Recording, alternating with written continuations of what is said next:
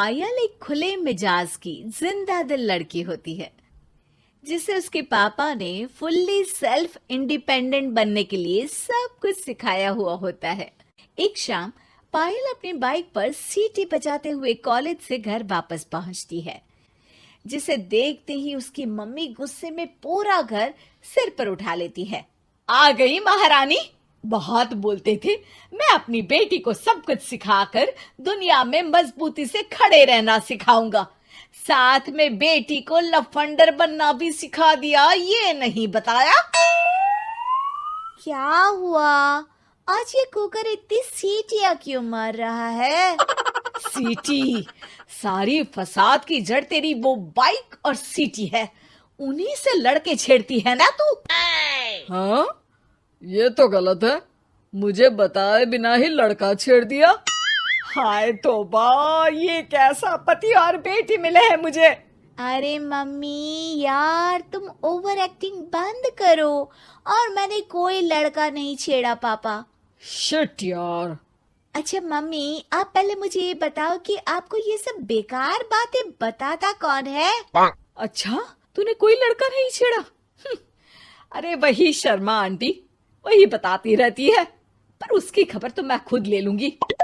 अच्छा मेरी प्यारी बेटी, थक गई होगी ना, जा जाकर आराम कर बेटा। अचानक मम्मी को गर्म से नरम होते देख के पायल और उसके पापा कंफ्यूजन में एक दूसरे को देखने लगते हैं। आंखों से कुछ इशारे होते हैं और पायल वहां से चुपचाप चली जाती है। जिसके बाद रात को घर में सबके सोने के बाद दोनों पापा बेटी छत पर मिलते हैं। क्या खबर लाए हो? अरे तुम्हारी मम्मी तो हमसे भी तेज निकली, कोई खबर नहीं मिली। क्या यार पापा, पता नहीं अब मेरी मदर इंडिया कौन सा बम फोड़ेंगी। इसी के साथ दोनों अपने कमरे में वापस जाकर सो जाते हैं। अगली सुबह पायल जैसे ही कॉलेज जाने के लिए तैयार होकर कमरे से बाहर निकलती है तो उसकी मम्मी उसे लड़के वालों के सामने ले जाकर खड़ा कर देती है। जी, ये है मेरी बेटी पायल, थोड़ी चंचल है लेकिन बहुत नेक दिल और होशियार है। देखते ही देखते कुछ घंटों में पायल और शुभम का रिश्ता पक्का हो जाता है, जिसके कुछ दिनों बाद पायल शादी कर अपने ससुराल पहुंच जाती है। सोचा था मम्मी कोई बम फोड़ेंगी, पर उन्होंने तो सीधा मुझे उम्र कैद की सजा ही दे दी। बहू, अब उम्र कैद समझो या बम, रहना तो यही है, निभाना यही है, इसलिए छिछोरी हरकतें बंद करनी होगी। है? ये आप क्या बात कर रही हो? मैंने क्या किया? इतने मासूम ना बनो, मुझे तुम्हारे कारनामों के बारे में सब अच्छे से पता है। ऐसा बोलकर सास तो वहां से चली जाती है, लेकिन पायल सोच में पड़ी वहीं खड़ी रह जाती है। जिस पर शुभम उसके पास आता है। तुम मम्मी की बात का बुरा मत मानना, वो पड़ोस वाली आंटी ने उन्हें तुम्हारी बाइक चलाना, सीटियां बजाते हुए घूमना, बेधड़क सबसे बात करना वगैरह जैसी कुछ बातें बता दी है, जिसे सुनकर उन्हें गुस्सा आ गया है। पर फिक्र मत करना, धीरे धीरे साथ रहने से वो भी ठीक हो जाएंगी। Thanks for your concern, but I don't care. Payal सीधा अपने कमरे में चली जाती है। अगली सुबह कॉलेज जाने के लिए तैयार हो सीटी बजाते हुए कमरे से बाहर निकलती है, जिसे देख सास गुस्से से तिलमिला उठती है। महारानी, शादी के अगले ही दिन ये हीरोइन बनकर कहाँ चल पड़ी? और ये लफंगों की तरह सीटियां बजाना बंद करो। ये हमारा घर है, कोई सड़क नहीं जहां तुम आवारागर्दी करती घूमो। मम्मी जी, सीटी बजाने और कंफर्टेबल कपड़े पहनने से लोग कब से आवारा बनने लगे? इसी के साथ सास बहू का युद्ध शुरू होने ही वाला होता है कि शुभम वहां पहुंच जाता है। माँ, उसका कॉलेज है इसलिए ऐसे तैयार हुई है। और पायल, तुम भी माँ को समझने की थोड़ी कोशिश करो ना प्लीज। सिचुएशन संभालकर शुभम और पायल घर से निकल जाते हैं। इसी तरह दिन बीतने लगते हैं, जिससे सास बहू की लड़ाइयों के बीच शुभम पिसता रहता है, लेकिन साथ ही वो दोनों एक दूसरे की आदतों को अपना भी लेती हैं।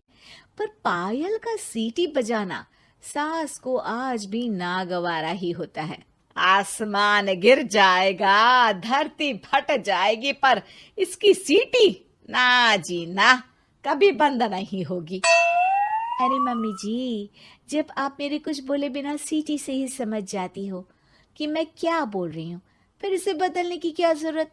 यही तो हमारी यूनिकनेस है।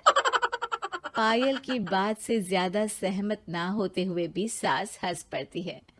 उसी शाम पूरा परिवार घूमने जाने का प्लान बनाकर घर से निकल जाता है और उनके जाते ही घर में चोर घुस आते हैं और तभी वो सब भी दोबारा घर के अंदर आते हैं बाहर से।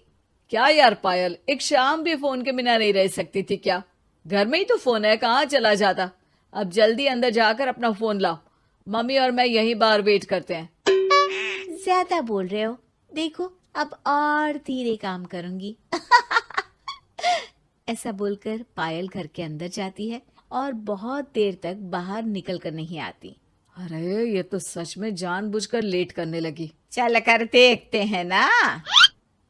दोनों जैसे ही मेन डोर के नजदीक पहुंचते हैं, उन्हें पायल के सीटी बजाने की आवाज सुनाई देती है। हमें लेट करके खुद मजे से बैठी सीटियां बजा रही है। अरे गधे, ये मजा नहीं सजा है, जल्दी से पुलिस को फोन कर। माँ की बातों से कंफ्यूज्ड शुभम उसे देखता ही रहता है। सास खुद ही पुलिस को फोन कर देती है। कुछ देर बाद वो दोनों पुलिस के साथ घर के अंदर जाते हैं तो पायल एक कुर्सी पर बंधी होती है और सास को देखते ही दोबारा सीटी बजाने लगती है। सीटियों की दुकान फिर से शुरू हो गई तू? और क्या इन सबको कह रही है कि चोरा है चोरा है? तुझे कैद किया है, थोड़ा तो तरस खाकर डर हमसे। और प्यार से क्या बोल रहा है इससे? अरे इसके सर पर बंदूक लगा, ठोक दे इसको।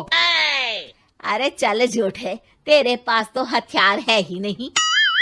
सास की बात सुन वहां मौजूद सारे इंसान हैरान रह जाते हैं और पुलिस तुरंत उन चोरों को अरेस्ट कर लेती है। आपको कैसे पता कि इनके पास हथियार नहीं है? अरे सीटी नहीं तो बताया।